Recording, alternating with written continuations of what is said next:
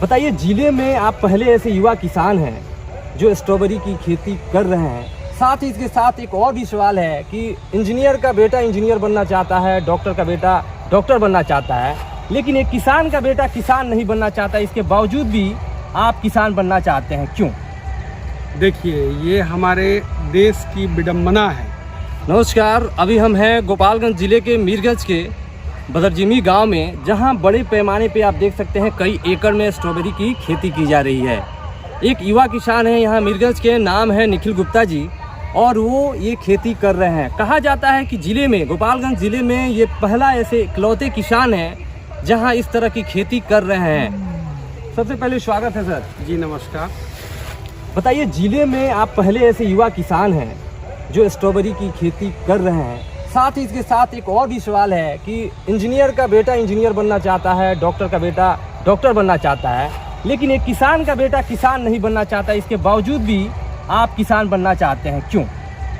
देखिए, ये हमारे देश की विडंबना है कि जो पूरे मानव जाति का भरण पोषण करता है, उसका बेटा वो बनना नहीं चाहता है, वो अलग हट के काम करना चाहता है, क्योंकि हमारे किसान भाइयों की दशा अच्छी नहीं है।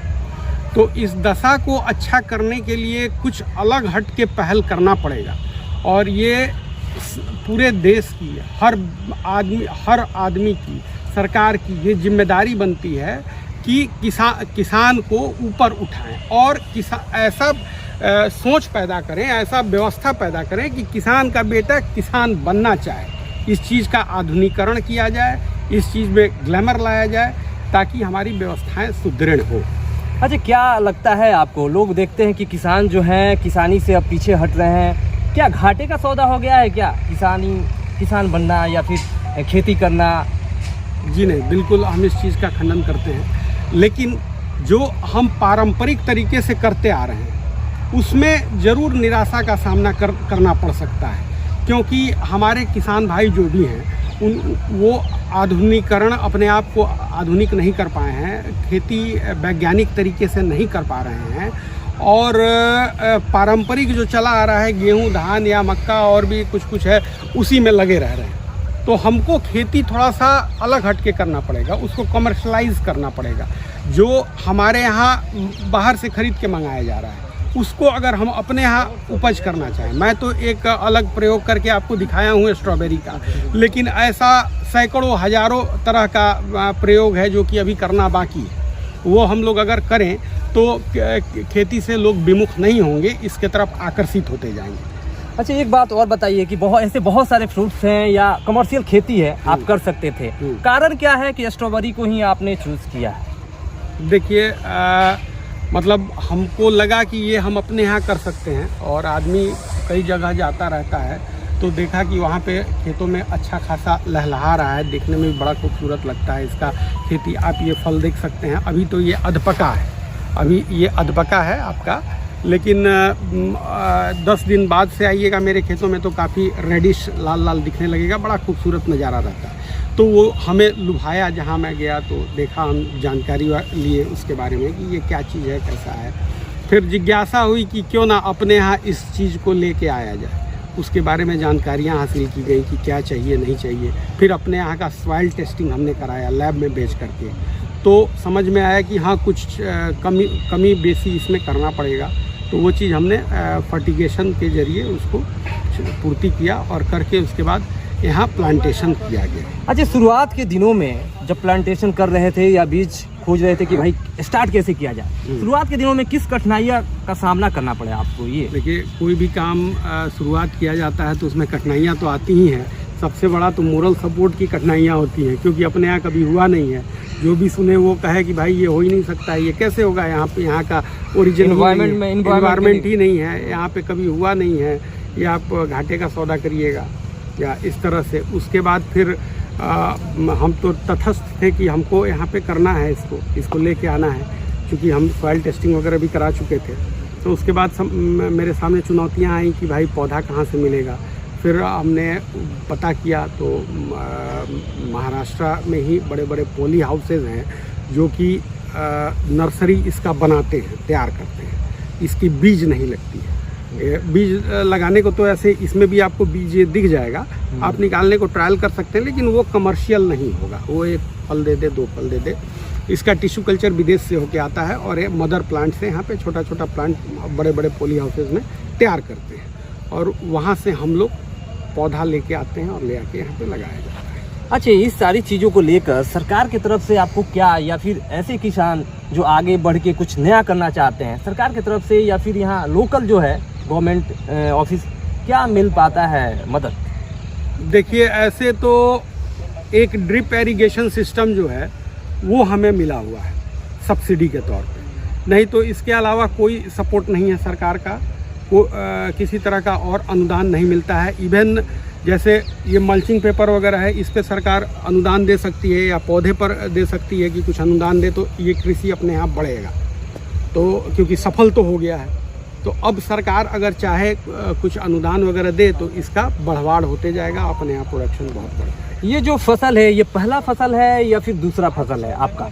मेरा तो पिछले साल हमने एक बार लगाया था, तो उस लिहाज से इस बार दूसरी बार हम लगा रहे हैं और ये दूसरा फसल है। अच्छा, ये सबसे बड़ा सवाल है कि पौधे तो लग जाते हैं, लेकिन क्या कुछ कठिनाइयाँ है पौधे की सुरक्षा को लेकर, उसके बारे में बताइए। देखिए, पौधे की सुरक्षा को लेकर के सबसे बड़ी कठिनाइयाँ हैं कि हमारे यहाँ नीलगाय वगैरह बहुत है, तो उसके लिए हमने तारबंदी किया हुआ है पूरा, आप देख सकते हैं। तो इस तरह की व्यवस्थाएं करनी पड़ेंगी। तो दूसरा चीज़ कि अनवांटेड कोई आदमी आकर के नष्ट कर दे फसल या इस सब से बचने के लिए हमको तारबंदी तो करना ही पड़ेगा जहाँ पे इस चीज़ को करना है। अच्छा, पिछली बार जो आपने खेती की थी, आपने क्या पाया कि खेती, इस तरह की खेती, स्ट्रॉबेरी की खेती करना अपने डिस्ट्रिक्ट में आसान है और मुनाफे का मतलब काम है या फिर घाटे का? देखिए, आसान जो बात आप बोल रहे हैं, ये तो कुछ भी आसान नहीं है, लेकिन जहाँ चाह है वहाँ राह है। अगर आपके मन में करने का जुनून है, आप करना चाहते हैं कुछ अलग हट के, तो कोई काम मुश्किल नहीं है। अच्छा, मुनाफा के बारे में बताइए कि पिछले बार 1 साल का एक्सपीरियंस आपको है, तो कितना मुनाफा इस बार आप कमा सकते हैं? देखिए, पिछले साल तो हम किए जिसमें कुछ हमारा ट्रेनिंग कॉस्ट भी गया, मेरे पौधे कुछ कोलैप्स कर गए चूँकि जानकारी के अभाव में, तो उन सब गलतियों को सीख लेते हुए इस साल तो हम काफ़ी सुरक्षित हैं।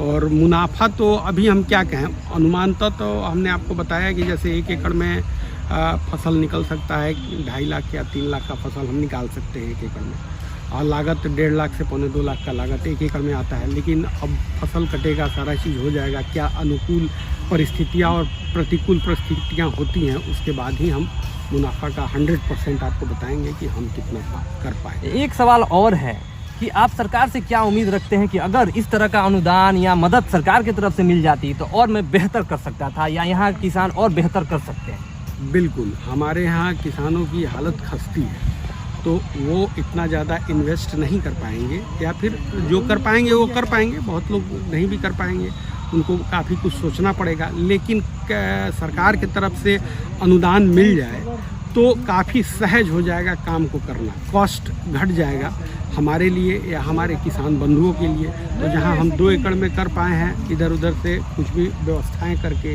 या लोन ले करके, तो 2 एकड़ की जगह हम 4 एकड़ में वो काम कर लेंगे। इसके अलावा हमारे किसान भाई भी प्रोत्साहित होंगे, कुछ करेंगे, इस तरह से अनुदान मिलेगा तो सुविधा से कर पाएंगे। अच्छा, आपके जो अपने मित्र हैं, जो बहुत नज़दीकी के मित्र हैं या घर के लोग हैं, ये खेती करने के बाद उन लोगों का कैसा रिएक्शन रहता है कि आप घाटे का कर रहे हैं, या क्या सजेशन वो लोग देते हैं? शुरुआत में तो रिएक्शन बहुत अच्छा नहीं था, वो लोग बोल रहे थे कि सावधान रहना चाहिए, ये अपने यहाँ हुआ नहीं है, नहीं होगा। लेकिन अब तो सब कोई कहता है कि आपने कुछ अनोखा कर दिखाया, कुछ अलग हटके किया, ये हमारे धरती पर आपने ला दिया, गोपालगंज के धरती पर एक नया हम लोग को सीख मिला इससे, और हम लोग भी आगे प्रयास करेंगे कि इस चीज़ को किया जाए। चलिए ठीक है, एक बार तो है, चलिए आपकी खेती कर लिए, जब फसल निकलती है तो इसको बाजार में बेचना या किसी व्यापारी या दुकानदार को कितना, मतलब कौन सी कठिनाइयों का सामना करना पड़ता है, कि दिक्कत होती है या फिर बाहर भेजना पड़ता है, या यहीं ही आप खपत कर पाते हैं? नहीं, देखिए, ये फल जो है ये अभी हमारे यहाँ इसका अवेयरनेस नहीं है, हालांकि इसका न्यूट्रिशियस वैल्यू बहुत हाई है। ये आपको कैंसर से लेकर के, कोरोना से लेकर के कई बीमारियों में बहुत ही लाभकारी है। ठीक है। ये आंवला के बाद सबसे ज़्यादा फलों में विटामिन सी इसी में पाया जाता है, एंटीऑक्सीडेंट है और भी बहुत सारी चीज़ें हैं। इसका न्यूट्रिशियस वैल्यू एक बहुत लंबी चौड़ी लिस्ट है इसका। तो लेकिन अपने यहाँ अवेयरनेस की कमी है, तो अपने यहाँ लोग अभी इसका इस्तेमाल बहुत कम करते हैं। तो इसको हम लोग ज़्यादातर आपको गोरखपुर और पटना के मंडी में भेज करके बेचते हैं और कुछ कच्छ हमारे यहाँ भी सीवान गोपालगंज में बिक जाता है। एक सवाल और है कि यहाँ से जब बिकते हैं तो उसका कॉस्ट क्या होता है और जब मार्केट में जाता है तो उसका कॉस्ट वैल्यू क्या हो जाता है, इसके बारे में थोड़ा सा। देखिए, ये तो कॉस्ट जो आप या प्राइसिंग की बात कह रहे हैं, तो ये तो डिपेंड करता है पूरी तरीके से डिमांड एंड सप्लाई की। जब स्टार्ट होता है तो रेट अच्छा रहता है, बाद में रेट इसका गिरते जाता है, ठीक है, क्योंकि चारों तरफ से माल आने लगता है। मैंने एक एवरेज में पूछ रहा हूँ प्राइसिंग क्या होता है। ऑन एन एवरेज अगर रेट की बात करें तो आप मान के चलिए कि ट्रे होता है इसका 2 kg का पैकेट होता है, तो उसका वैल्यू ऑन एन एवरेज 500-600 रुपये आप मान के चलिए 2 kg का वैल्यू रहता है। ऐसा सुनने को मिल रहा है कि स्ट्रॉबेरी के साथ साथ आप ड्रैगन फ्रूट्स और पपीता की भी खेती करते हैं, तो उसमें क्या आपका एक्सपीरियंस है? थोड़ा सा बस एक छोटा सा आप उस पर कमेंट कर दें। जी बिल्कुल।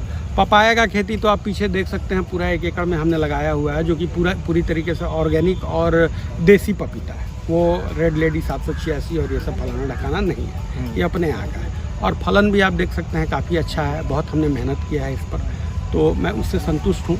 जहाँ तक ड्रैगन फ्रूट की बात है, वो तो अभी आपको 6 महीना बाद उसका रिज़ल्ट मिलेगा, क्योंकि अभी 4 महीना पहले हमने उसका प्लांटेशन किया है, तो उसका हाइट अभी छोटा है। आप 4-5 महीने बाद आएंगे तो उसको फलन के साथ मैं दिखाऊंगा, लेकिन ग्रोथ है, हम उससे निराशा नहीं है, मैं संतुष्ट हूँ। तीनों फसलों में आप किस फसल से सबसे अच्छा संतुष्ट हैं और खुशी होती है उसकी आगे और खेती मतलब इम्प्रूव करने वाले हैं तीनों फसलों में से? अब तो ये थोड़ा आप टिपिकल सवाल कर दिए। देखिए, संतुष्ट तो हम अपने सभी फसलों से हैं और सबको हम लेके चलेंगे। ये नहीं कौन ऐसी फसल है जो आपको अच्छा एक इनकम और दे रही है, ग्रोथ मिल रहा है, उस फसल के बारे में बताइए तीनों में से। देखिए, अभी तो जो हम लोग पहले से करते आ रहे हैं पपीता, उसमें फलन बहुत अच्छा दिख रहा है। बाकी स्ट्रॉबेरी तो हम लगाए हैं, अभी ये जब कटेगा फल उसके बाद रिजल्ट आएगा तो बताएंगे, लेकिन पपीता का अभी ठीक ठाक है, उसको हम कहेंगे कि अच्छा फल दे रहा है।